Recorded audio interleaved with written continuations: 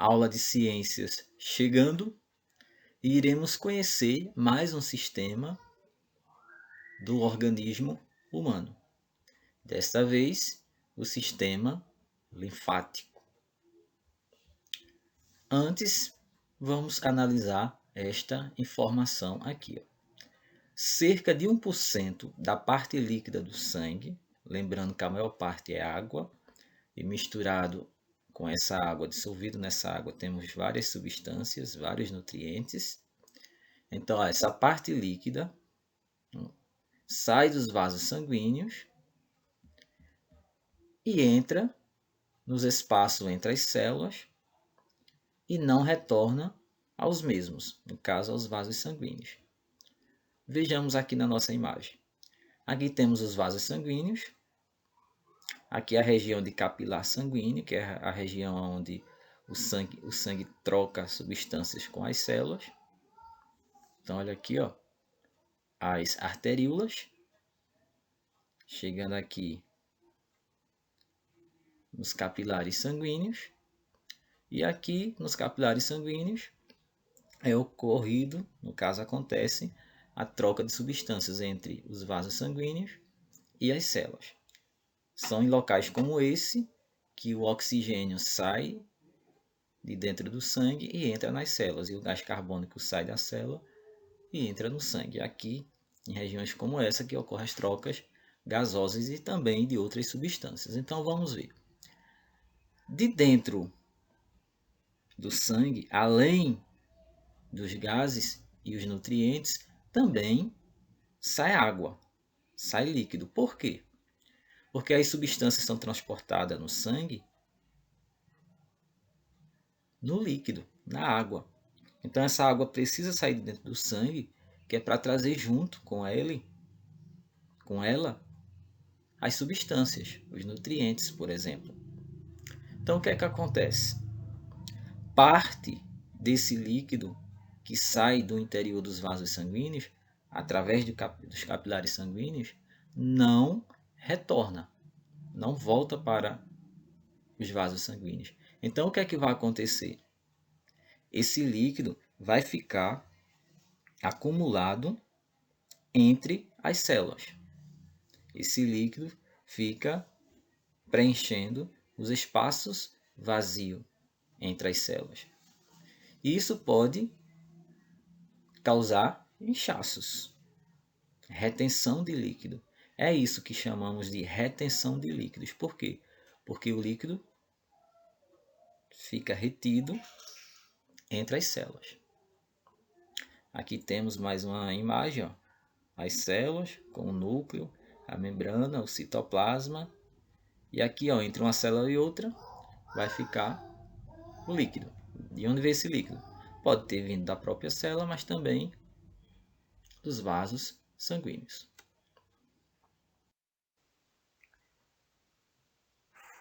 Então, a função do sistema linfático será retirar esse líquido de entre as células para dentro dos vasos sanguíneos novamente.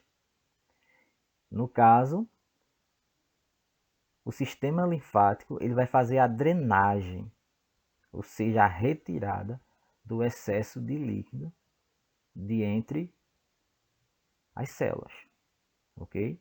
Então, a função do sistema linfático é retirar o excesso de líquido que fica entre as células. O que é que esse líquido recolhido possui? Aqui, ó, água, substâncias dissolvidas, células mortas, vírus mortos, destruídos pelos glóbulos brancos, bactérias mortas pelos glóbulos brancos também, que eventualmente, né, possam estar ali dissolvidos no líquido. Então o líquido recolhido possui essas substâncias aqui: água, outras substâncias, células mortas, vírus mortos, bactérias, entre outras. Aqui a gente tem os órgãos que formam o sistema linfático. Então, o sistema linfático, né, um sistema sempre é formado por órgãos. Então, ó, temos o timo, o baço, temos os vasos linfáticos. Olha aqui, ó, os vasos linfáticos, todas as partes do corpo, os vasos linfáticos. Pelos vasos linfáticos é por onde a linfa, gente, é aquele líquido com todas aquelas substâncias, tá certo? O líquido que fica entre as células é chamado de linfa. Então a linfa, ela vai ser drenada através dos vasos linfáticos.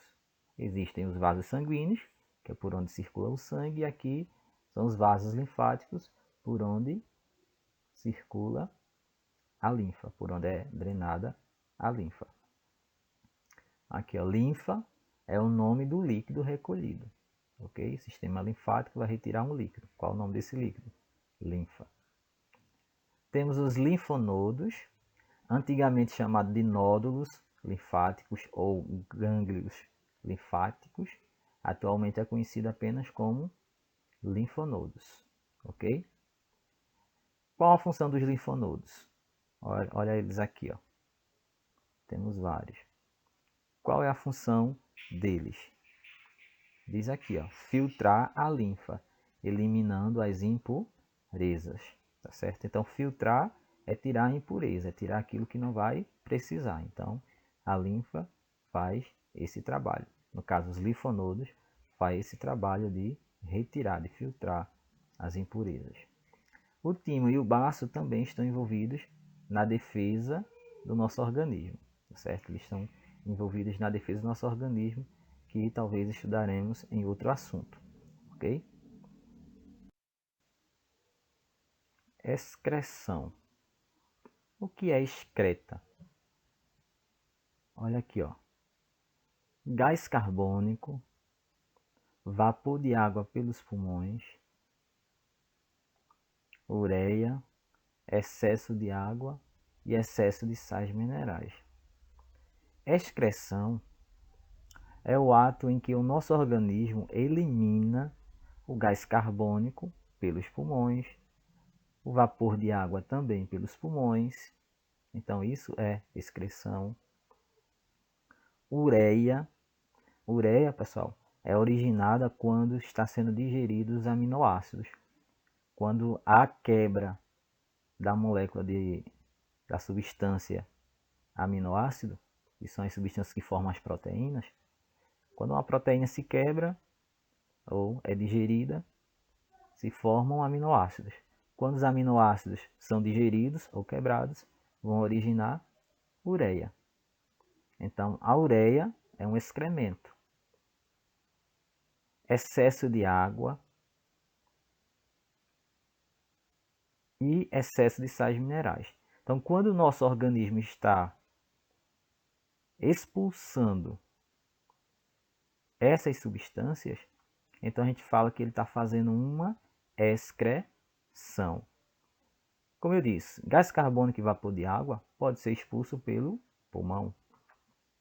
A ureia, excesso de água e sais minerais, a maior parte é eliminada pela urina, mas também pode ser eliminado através do suor.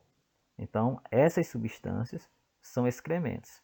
São substâncias que não vão ser aproveitadas pelo organismo, ou seja, são substâncias que o organismo não necessitam, tá certo? É o que a gente chama de excreção. Professor, o que é excreção? Excreção é a eliminação de substâncias que o nosso organismo não utiliza, não precisa, ou seria tóxico para eles, prejudicial a eles, ok? Tipo a ureia é prejudicial, o gás carbônico, o vapor de água em excesso, a água em excesso, o excesso de sal no organismo não é saudável, então precisam ser excretados ou expulsos do nosso organismo, ok? Excreção versus eliminação. Qual a diferença entre excreção e eliminação? Vamos lá. Excreção é o descarte de excesso de água e sais minerais e outras substâncias tóxicas ou desnecessárias ao organismo, que pode ser expulso pela urina, pelo suor ou até mesmo pela respiração. A gente perde para o ambiente essas substâncias, ou elimina essas substâncias. Enquanto que eliminação é a evacuação de substâncias não digeridas ou absorvidas pelo sistema digestório. Então, aquilo que não foi digerido, exemplo, fibras, né, fibras alimentares ou fibras da dieta, que não são digeridas, como a gente viu em aulas anteriores, e que também não podem ser absorvidas. Então, esse material que não foi digerido e que não foi absorvido é eliminado. Então, essa eliminação é chamada de evacuação. Então, as fezes não são excrementos, ok? Fezes não são excrementos, ok? O gás carbônico, excesso de água, ureia são excrementos. Agora, as fezes não são excrementos. São simplesmente material não digerido e nem absorvidos, que foram eliminados, evacuados, ok? Aqui temos a seguinte informação, né? A produção de urina nos rins. Então, a gente já entende que a urina que a gente produz, o local onde ela é produzida, são nos nossos rins. Aqui temos a localização dos nossos rins, o esquerdo, o rim esquerdo e o direito. Está localizado abaixo das 12ª costelas. Então, de cima para baixo, vai contando até chegar nas 12ª costelas. Ok? Aqui temos o rins esquerdo e direito, porque o desenho está voltado para a gente. A pessoa aqui do desenho está voltada para a gente. Então, aqui, ó, os dois rins. Okay? Aqui temos o esquema representando as estruturas internas de um rins, que não são apenas essa, tá certo? Mas em outro ano, né, em outros ensino médio, então trabalha-se melhor as outras estruturas presentes aqui no rins, certo? Então, ó, tem o cálice, né, tem os cálices, ó, o formato dele é de cálice. O que é que eles vão fazer? Eles vão recolher a urina produzida. Então, todos eles estão conectados com a pelve renal. Então, a pelve renal vai recolher a urina produzida dos cálices. Então, os cálices recolhem, todos conectados, ó, e chega a urina produzida aqui na pelve. Da pelve, ela vai descer para a bexiga urinária, através da ureter. Ok? Observem que chegam artéria renal. Então, ó, vem as artérias trazendo sangue. Esse sangue vai conter o que? Glicose, sais minerais, água, ureia e outras substâncias.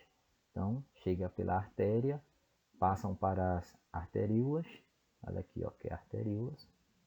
Então, a glicose, o gás carbono, os sais minerais, a água e outras substâncias vão sair de dentro dos capilares, né? Depois das arteríolas vêm os capilares e passam para dentro dos rins.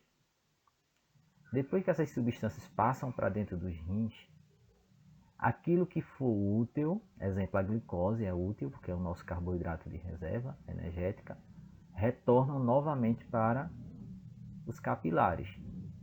E aquilo que não for útil vai se juntar e formar a urina. E não vai ser eliminado, mas vai ser, aliás, não vai ser absorvido, e sim eliminado. Então, várias substâncias saem dos capilares. As que forem úteis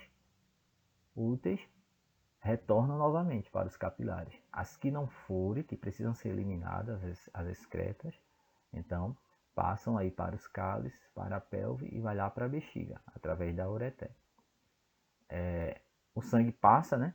Chega pela artéria renal, vai para as arteríolas renais, passam pelos capilares, chegam às vênulas, as vênulas vão se transformando em veias e lá vem o sangue purificado. Lá vem o sangue sem a excreta, sem excesso de água, sem excesso de sal. E assim os rins fez o trabalho dele, o trabalho de filtração e purificação do sangue, certo? Então, pessoas que têm problemas nos rins, uma pessoa que precisa fazer um transplante dos rins, ela precisa fazer hemodiálise. O aparelho que realiza a hemodiálise, ele substitui os rins, ele faz aquilo que os rins deveria fazer. Então, uma pessoa que tem problema de rins, no caso aqui tem a deficiência nos rins, então ela deve fazer hemodiálise, porque lá o aparelho vai substituir, vai fazer o que os rins deveriam fazer, ok?